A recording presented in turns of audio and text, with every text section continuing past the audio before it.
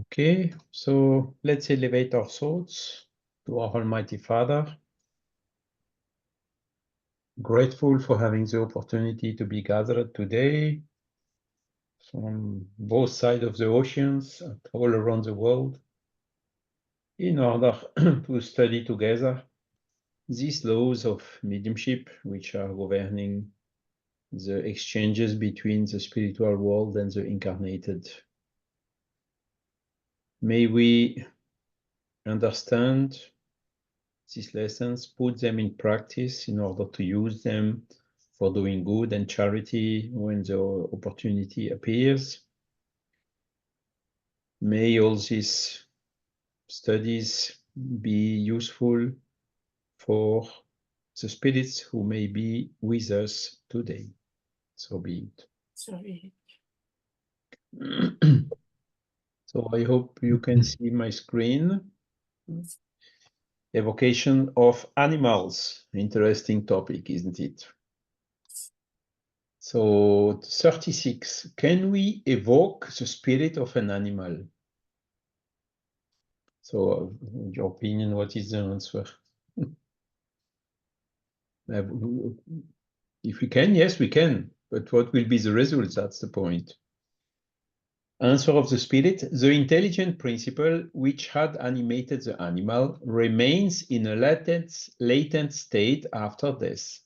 The spirits in charge of this principle immediately utilize it to animate other beings, through which it will continue the process of its development. Thus, in the spirit world, there are no errant animal spirits, only human ones. This answers the questions. So the question is not answered directly. It's just saying several things. First, the spirit of the animals are reincarnating quite quickly after their death. And second, the spirits of the animal are evolving, are progressing as well. Okay. So since the animals are incarnated and are not errant in the spiritual world, even if you call them, they are not available because they are, how to say, reincarnating quite quickly. Okay, so that's the first part of the question. Then second part. Then how may it be explained that certain persons have evoked animals and have received responses? So I know some people who are evoking animals. Oh, I got contact with the spirit of my dog or my cat or whatever. Huh? They got a kind of an answer. Huh? What is a spirit answering? Evoke a rock and it will respond. There are always scores of spirits ready to talk for any reason. So here the answer is a little bit more, to say, stronger. If you evoke a rock, the rock will answer, but it's not the rock that is answering, it's a spirit. So he gives us a general principles, that the spirit of the animals are reincarnating almost immediately, so not available to be evoked. And he completes saying, if you insist, you are somehow attracting what he say, these scores of spirits ready to talk for any reason. And there may be a spirit answering, saying, yes, I'm your dog. Thank you for all what you did for me, blah, blah, blah. But it will be a spirit answering, not the dog itself. Okay? This is what the spirit is explaining to us. And then there are, of course, some other arguments, but let's first read the comment of Allan Kardec. For this same reason, when we evoke a mythological or allegorical personage, it will respond, which actually means that a spirit has responded in his stead. So these mythological or allegorical personages are from histories, are not from invented. They are not real spirits, real persons. Nevertheless, other spirits may respond instead of those mythological persons that we are evoking. Basically, what he's saying here is evocation should be directed for real, how to say, positive cases. It's not something, yes, oh, I will evoke my dog to see what's about, what is, if he's well or not, or, I mean, this is kind of making a game out of something which should be serious. And as soon as we, or maybe motivated also by curiosity, and as soon as we fall in this type of tendencies, we will attract spirits who will, how to say, try to amplify this type of mindset inside us. Okay.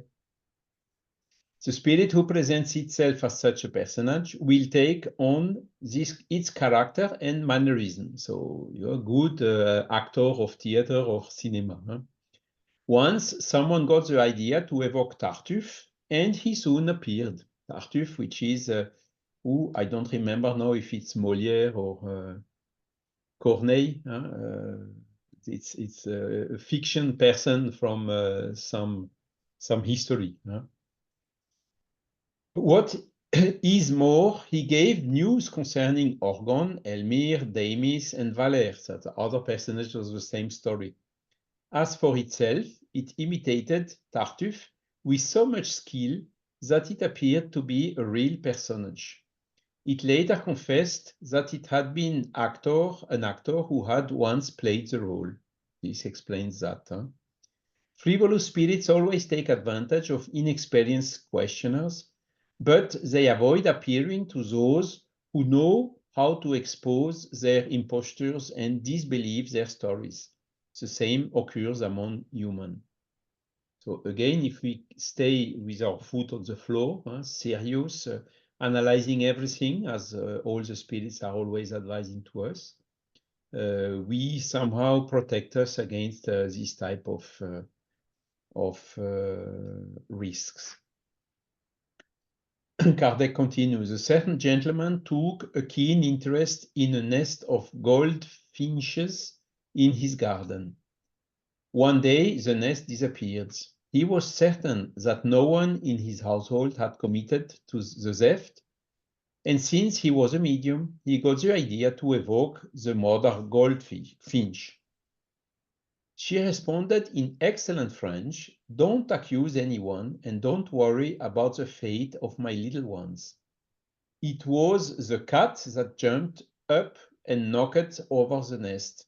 You can find it out on the lawn along with the chicks which were not eaten." The man verified all the details to be correct. Should we therefore conclude that it was the actual bird who had responded? Of course not.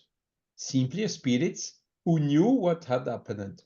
This shows how much we should distrust appearances and how appropriate the above answer is. Evoke a rock and it will respond. Okay, so this last story is very interesting, and it helps us to understand how the things are going. Because there is another aspect. I mean, you have a dog. Yes, Christine? Oh, hi, everyone. I'm sorry, I'm a bit late. Had a problem with my computer. I just wanted to say, I didn't say it last week because I knew we were talking about animals this week. I was sitting in my house and I saw a shadow, and it happened twice. And it was the shadow of what looked like a cat. And I sort of didn't think too much about it.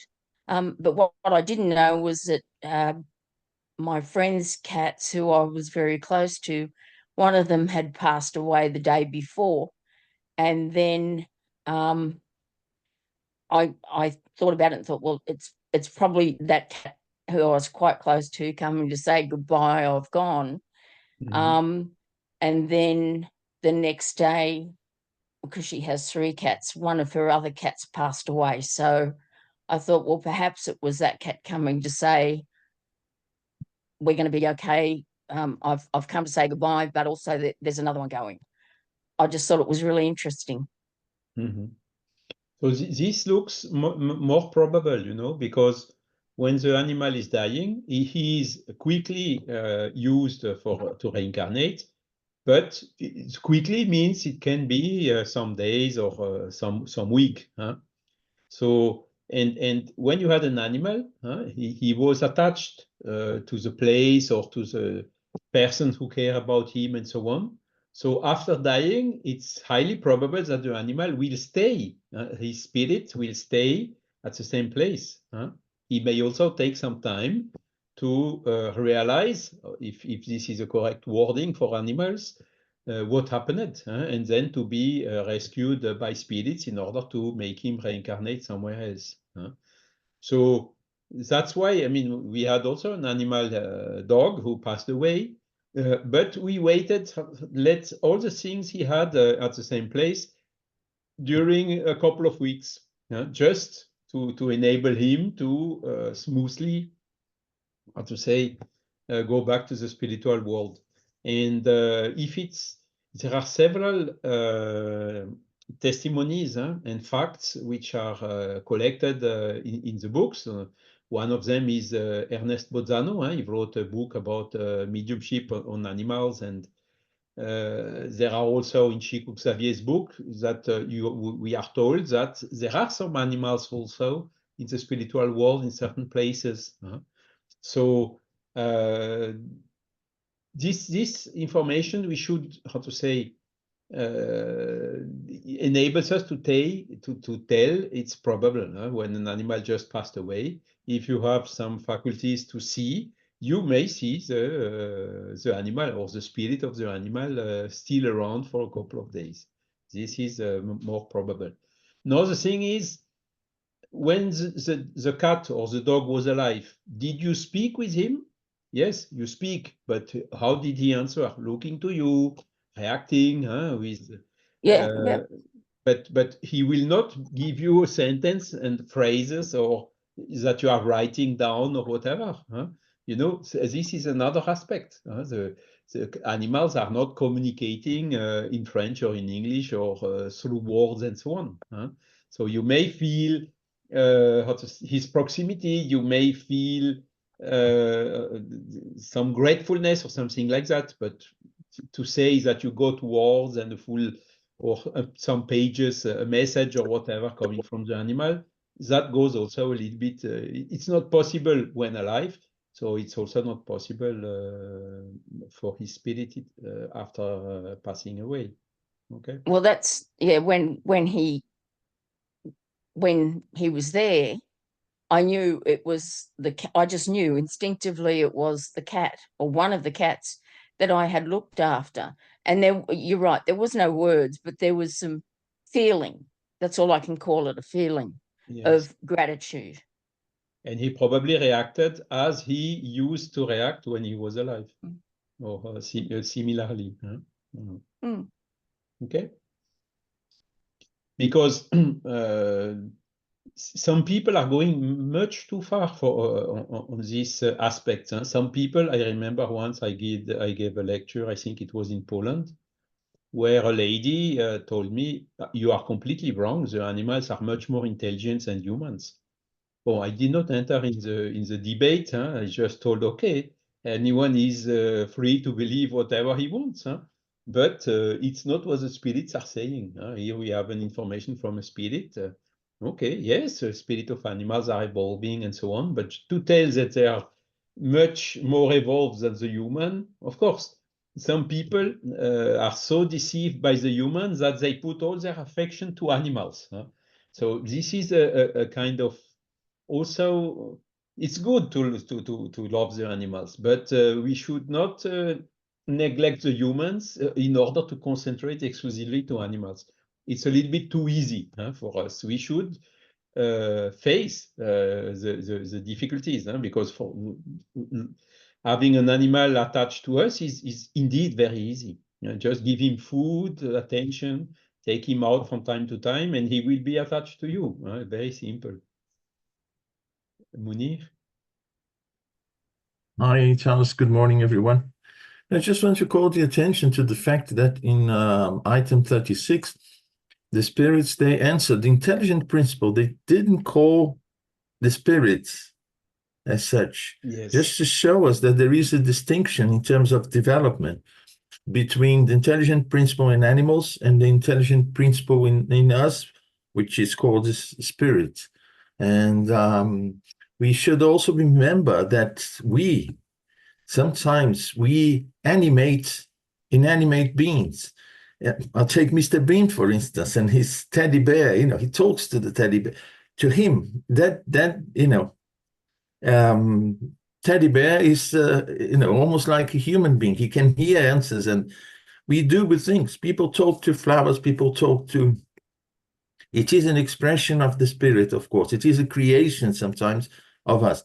And whichever answer we get from spirits, we associate with, our teddy bear, little duck, our garden, the flowers, and so on. So we should bear that in mind as well, because it is a way of us extending our feelings to, the beings around us, animated or inanimated beings around us. And we get back, not from them sometimes, it's actually from those in spirit around us. If they want to inspire us something good, they'll do that through something we like, And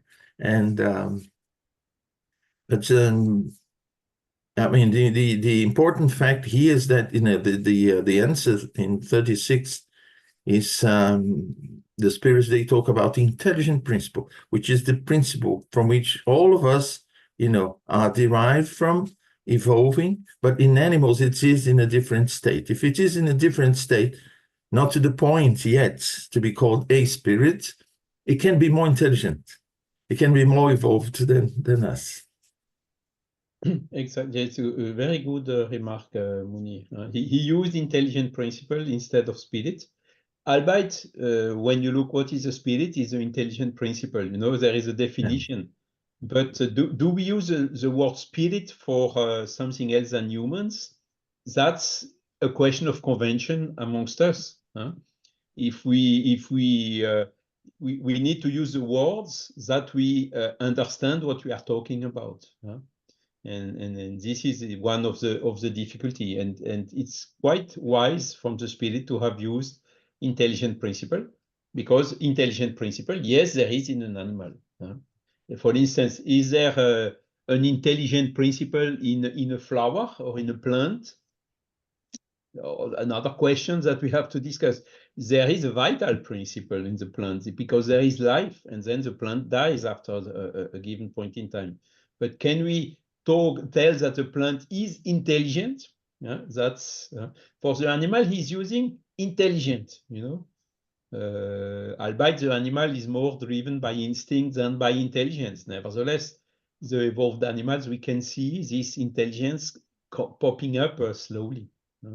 So it's everything is a question of convention and the meaning we give to the words.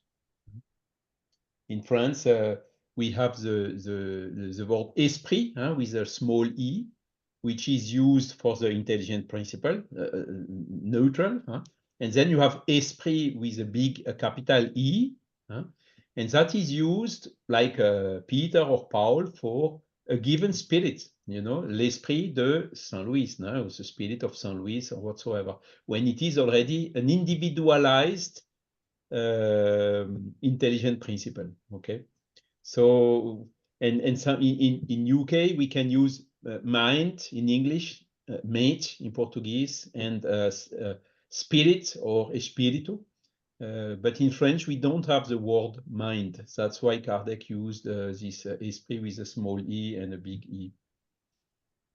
So just to illustrate, we need to understand ourselves. So this is why we have to clarify the words which we are using. Okay, evocations of living persons. Persons which are still incarnated. 37. Does the incarnation of a spirit absolutely prevent evoking it? Answer, no. But the condition of its body must allow the spirit to disengage at the time.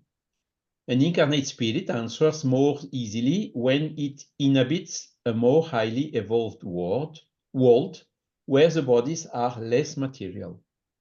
So yes, we can evoke an incarnated spirit, huh? But for instance, Munir is driving his car and I have a mediumistic meeting and I will evoke Munir. What do you think may happen? It's quite dangerous because Munir may fall asleep and may have an accident. So this is what he say. The body must allow the spirit to disengage at the time. So he must not be caught in too much attention to what he's doing. Maybe, for instance, the most of the cases of evocation of living persons are happening when the person is sleeping. Because then the spirit is already somehow free from the body, you know. But when you are awake, it's much more difficult. Even so, there are cases. It's the same, a little bit the same with out-of-body experience, you know. When the spirit, you take Eurypides Barzanulfo, or the example cited by Léon Denis, which is Émilie Saget. He was teaching to his in the school, and when he got out of his body, he stopped teaching. He was still there, standing and so on, but he was not here, you know. And then after a given time, he came back and started to teach again. So we, as human incarnated spirits, cannot do two things at the same time, or very hardly. This is only for the more evolved spirits, or the spirits, as he's saying here, which are incarnated in some different, less material bodies in more evolved planets. This one can, yes, more easily get out of the body, and even they may have already the faculty of ubiquity, to be at two places at the same time. Okay, but that's not for us yet here on the earth. 38. Can we evoke the spirit of a living person? Answer, yes, since you can evoke an incarnate spirit. During its moments of freedom, the spirits of a living person can also manifest without being evoked, so spontaneously. It depends on the affinity between the parties involved. So these type of things may seem strange nowadays, isn't it? Because at that time, it happened more frequently. Today, when you want to evoke someone which is living, how do? You just take the cell phone and you call. So we are losing this type of faculties, or let's say put them somehow in a sleep mode of telepathy and whatever. And today there are much less experiences because of the material facility we have to communicate through phones, through internet, or whatever.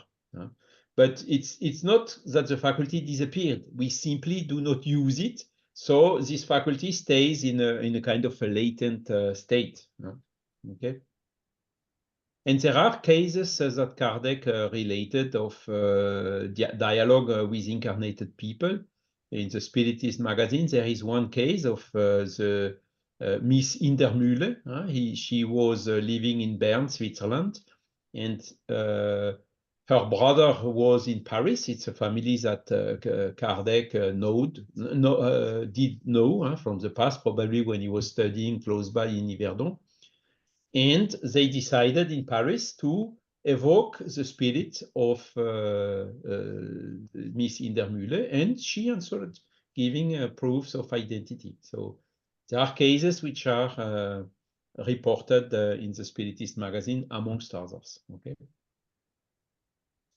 And here he reports us to item number 116 that we have seen in the past, story of the man with the snuff box. Yes, it's a laboratory of the invisible world, if I remember well. Okay. 39. What is the state of the body of the person whose spirit has been invoked? The body means the physical body. It sleeps or naps.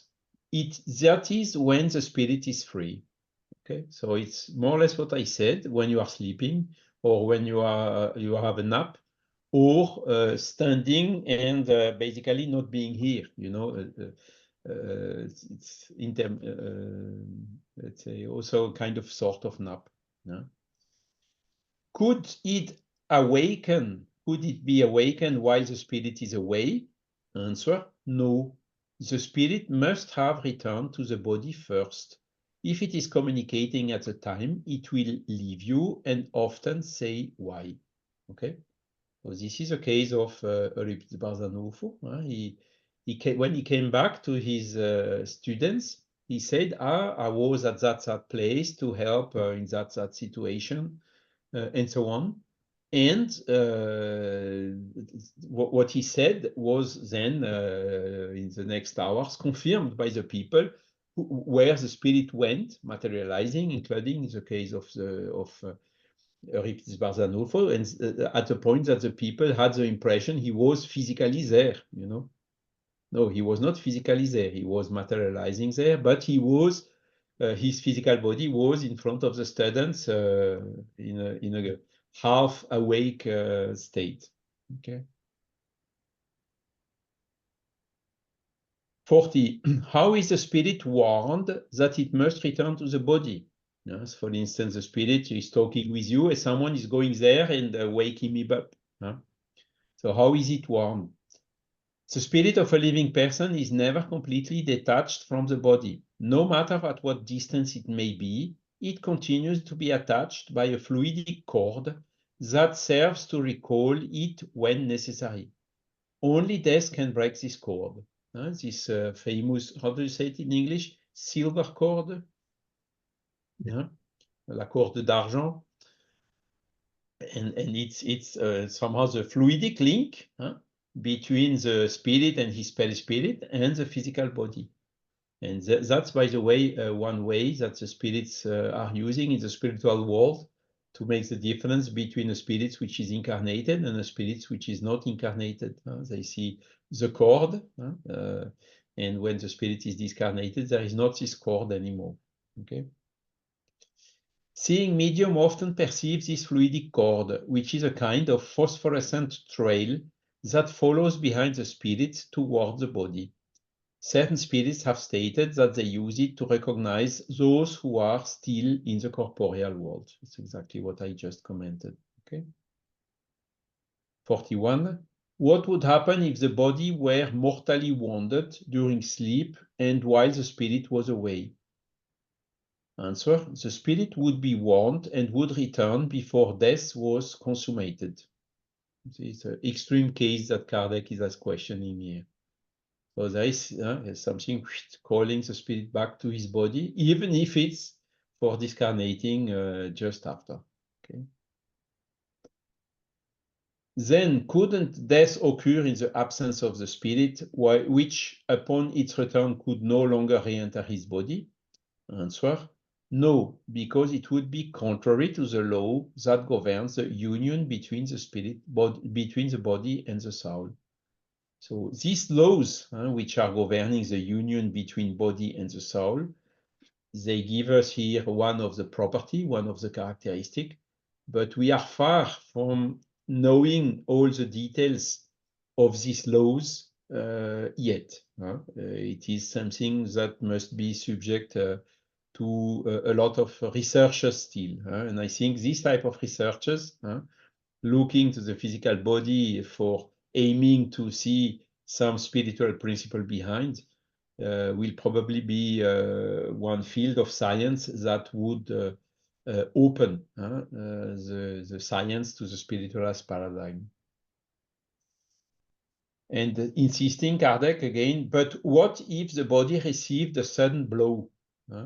Answer: the spirit will have been pre-warned before the fatal blow. Okay. This is also one characteristic of the spiritual world. These things are known in advance. We don't know in the material world, and that's better we don't know. But in the spiritual world, they know it ahead. So they will bring the spirit back before this blow happens. Okay. When asked about this, the spirit of a living person responded, if the body could die while the spirit was away, it would be a very convenient way for committing suicide. It's a strong answer, but how to say,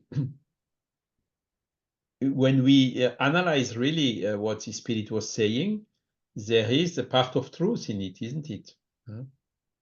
We have the same, like in the emancipation of the soul, the cases of ecstasis. It's very delicate this case, when a spirit falls into ecstasis, because the spirit is really how to say in a state that is very reluctant to come back to the body. And if the spirit in ecstasy says, no, I don't want to come back in the body, willingly, it may be some kind or some form of at least indirect suicide, isn't it? So it makes sense. 42. Can the spirit of a person evoked during sleep communicate as easily as one evoked after death? And the answer here is also no. Matter always exerts an influence to some degree. So the spirit of an incarnated body is not so free to communicate as a discarnated spirit, okay? Because of the influence of the matter of his spiritual body materialized through this link we just talked about. The spirit of a person who was questioned while asleep responded, I am always chained to this iron ball that I have to drag around. Iron ball is, you know, what we put at the feet of the prisoners so that they don't run away. And the spirit was just comparing the link with the physical body like an iron ball. As long as you are incarnated, you are incarnated. You have to live with and to cope with this heavy physical body. Okay, but it's our duty, isn't it? Next one, during sleep, could a spirit be prevented from answering because it was somewhere else? During sleep, could a spirit of a living person be prevented from answering because it was somewhere else? Answer, yes. The spirit might be someplace where it wants to remain and will therefore not answer when evoked, especially if by someone in whom it is not interested. So we keep our free will, okay? Always. Incarnated spirit or discarnated spirit, we keep our free will. If we don't want to go, we don't go, okay? 43. Is it completely impossible to evoke the spirit of someone who is awake? We had the question just before, but he said, is it absolutely impossible, completely impossible?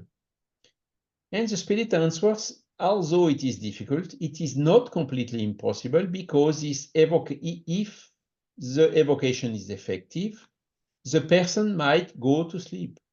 However, the spirit can only communicate as a spirit at times in which its presence is not required for the intelligent activity of the body. So it's typically the example I gave. Munir is driving, I'm evoking him. He may feel it. He may feel, how to say, to be tired, willing, fighting not to sleep whilst driving. You know, this may happen. That's why we should be careful in these things.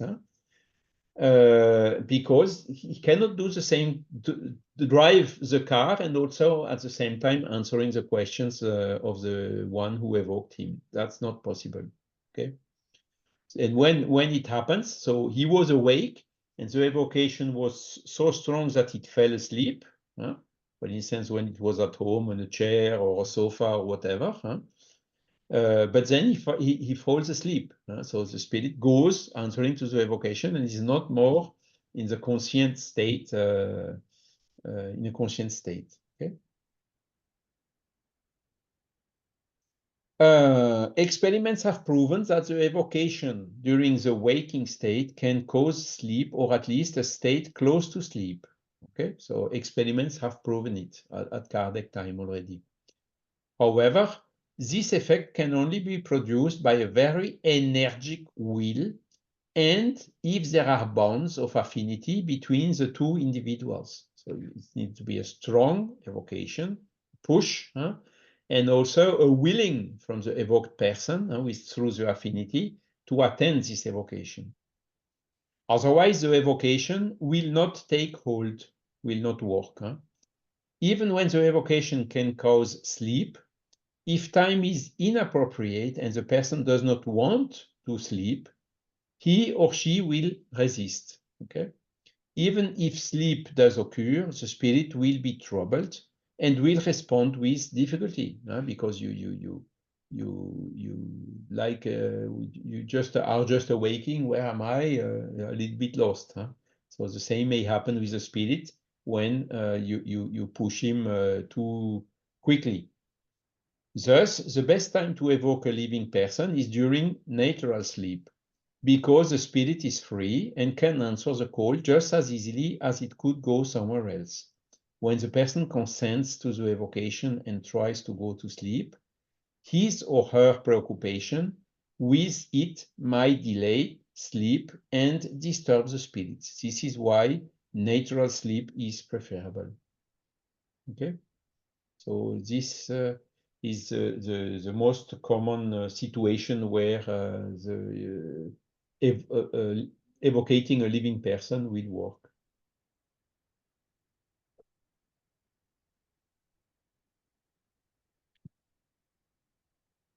(44) Yes, Christine? I was just going to say that years ago, and I'm not sure if it was with this group or another group I'm in, but years ago, I did speak about a situation that happened where my husband and I were driving down the road, and it's similar but a bit different, if I can put it like that. He was driving, I was next to him, so we were both awake, but he kept his foot on the pedal, and the light was green, and we were going towards the green light, and I asked him a question, which I can't remember what the question was at that time, but he took his foot off the accelerator, which he wouldn't normally do. Had he not done that, I wouldn't be sitting here, because a lady came through the other way through a red light, and I'm sure she would have killed us, or severely injured us. But I just remember that and thinking, well, I'm a spirit, he's a spirit. And I guess when we talk about evoking, is that, like, I've asked a question, that's a form of evoking, if you like? Yeah, no? I would rather say in this case, it's your spiritual mentor who gave you something through intuition or inspiration, because intuition and inspiration is something that we get when we are awake, by definition. Okay. And so I would rather say it's a case of there was your or his mentor here, or both, because you asked him something that made him react in order to avoid the happening. So probably action of both mentors, one on you to how to say, call his attention, and then the one on him removes your foot from the accelerator. And this happens much more than we should observe more these type of things, because I would say it happens almost daily to each of us, but generally we are not aware of it. We should observe more these things, and even through very simple things. For instance, be careful with this, because you may injury yourself. And I remember very well having thought that, but then forget it, and being injured. I have been warned before. And other cases where I was more reasonable, let's say so. I was listening to this type of advice and then refraining and then seeing something happening which could have brought an injury very severe, you know.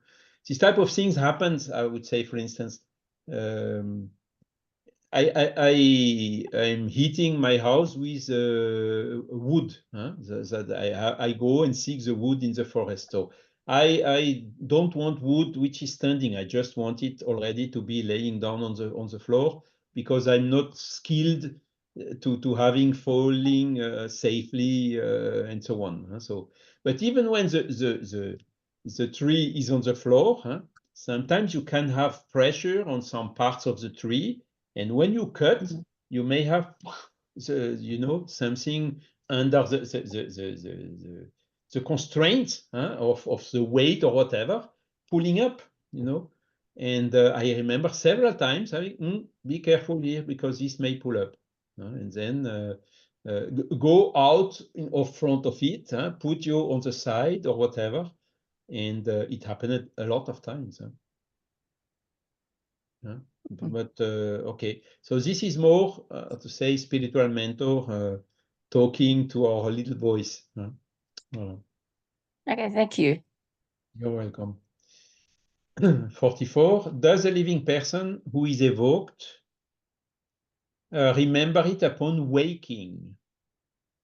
Other interesting question, isn't it? Because it's for her, it could be for this evoked person like a dream that she can remember when waking up. Answer: no. You yourself have been evoked much or more often than what you think. Only the spirit is aware of it and sometimes may provide the person with a vague impression of what has happened and as if it had been a dream.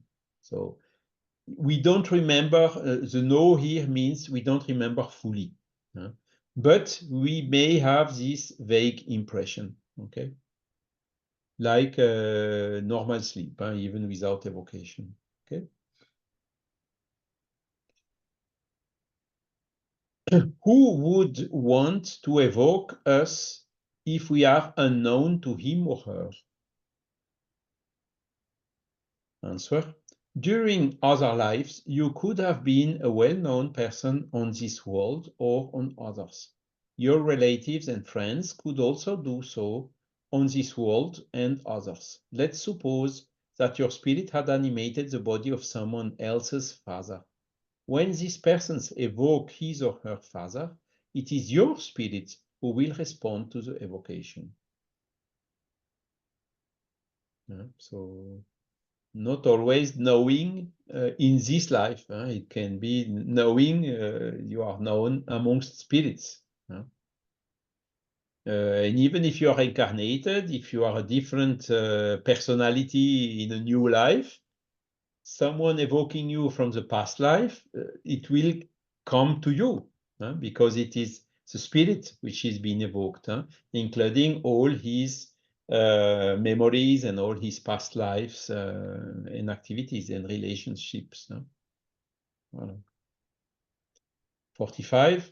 Does the spirit of a living person respond as a spirit or with the ideas it has during its waking state? So it's another interesting question, because we know that when we are incarnated, we have some ideas, and when our spirit is free, we have a much broader view or vision of memory and a much wider view of the things. So this is exactly the question. When we evoke the spirit of a person which is alive, does he have the narrow view of this life and this personality, or does it have the wider view? So let's see the answer. That depends on its elevation, but it regards matter more soundly as with less bias, exactly like somnambulists. The two states are almost identical. Interestingly, is comparing here the state of somnambulist, which is the spirit of the person, how to say, taking a little bit freedom of the body, but still using his voice to describe what he's perceiving. You don't say seeing, but perceiving as a spirit. And it is more or less the same when you evoke the spirit of a living person. You also, the spirit is going out of the body and then has the same type of wider view than the spirit which is in the state of somnambulism. Okay. Nevertheless, it depends on the elevation. Okay. So elevated spirits, you will see the bigger difference. And for less elevated spirits, they may have their ideas of the day-to-day concerns. Okay. 46. If the spirit of a somnambulist were evoked during magnetic sleep, would it be more lucid than the spirit of someone else?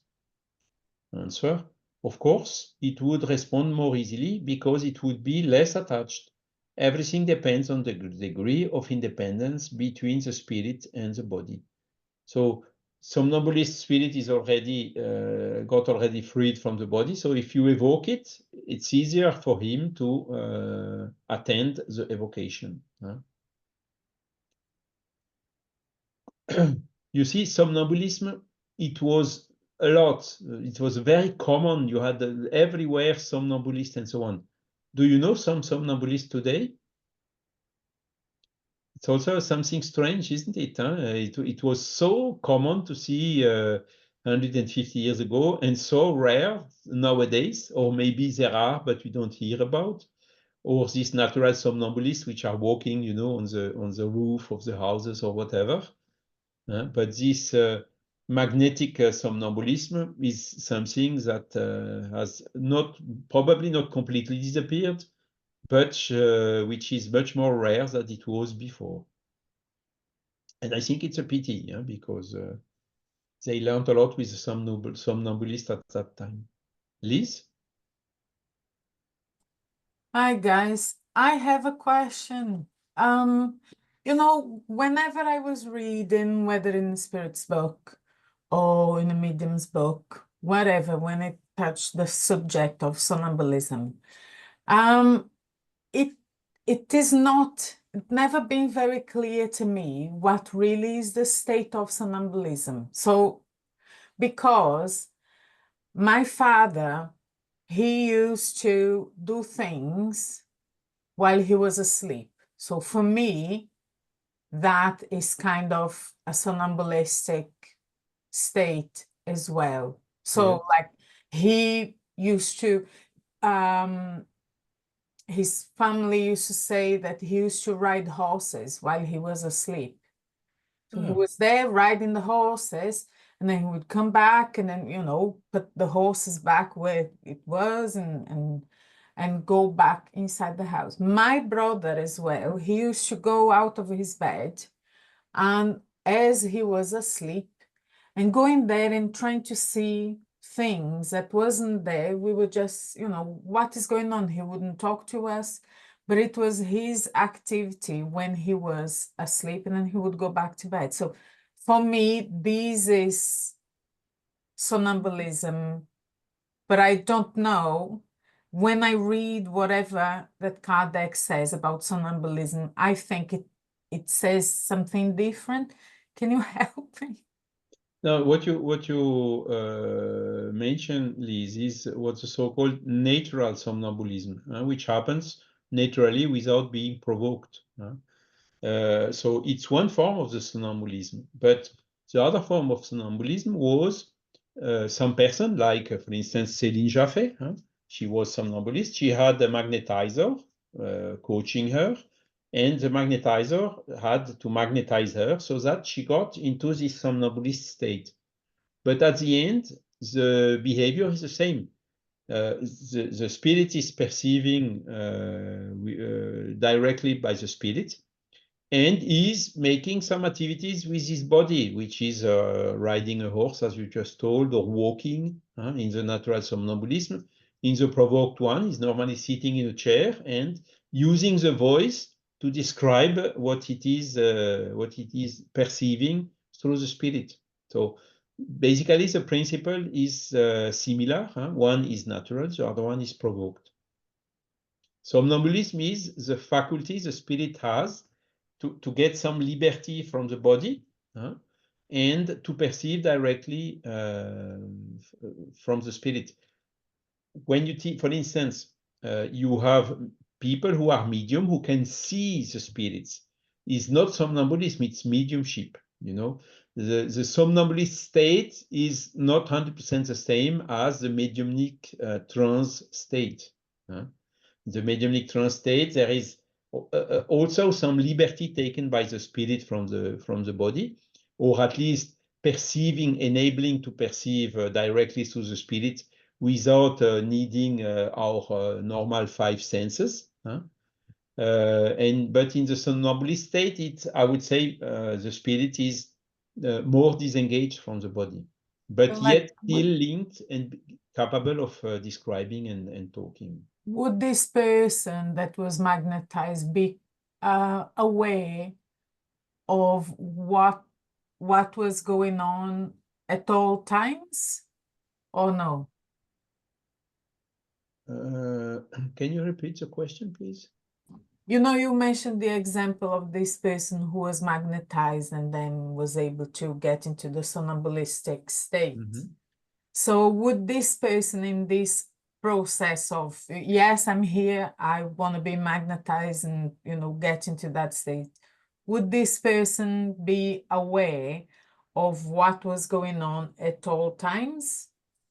Alors, let's take the case of Céline Jaffe, when Mr. Roustan, who was a magnetizer, put her in the somnambulist state. She, of course, was agreeing to that because they were working together. But once in the somnambulist state, she's perceiving and talking, describing what she's perceiving. But when she comes back to her body, she doesn't remember what she has done or seen in the somnambulist state. I don't know if this answers the question. No, yeah, you did.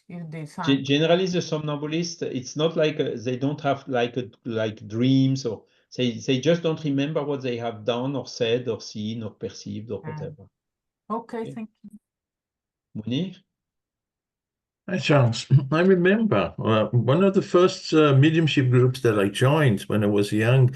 I remember there was a lady. She would, during the work, the mediumship work, she would go to places, and as she was there, she was reporting to the rest of the group what she was seeing, who she was perceiving. Can we say that she was, you know, in a somnambulic state? Depends. You know, these things are very close one to the other. You can have people, they just, for instance, the question you do is more or less, is it somnambulism the same as out-of-body experience? I'm not sure to be capable to answer 100% to this question, to be real.